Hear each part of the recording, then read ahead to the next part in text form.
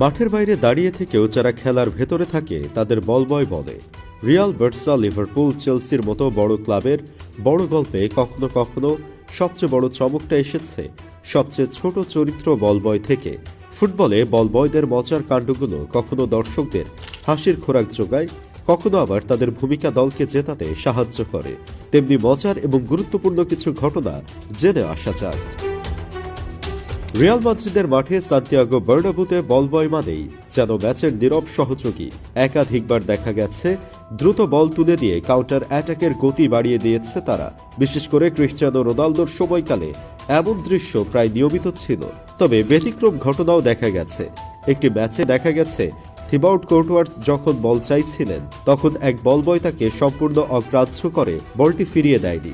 এটা ছিল এক অপ্রত্যাশিত ও হাস্যকর দৃশ্য, যা সোশ্যাল মিডিয়ায় দ্রুত ছড়িয়ে পড়ে এবং সমর্থকদের মধ্যে হাসির আমেজ তৈরি করে। বার্সেলোনার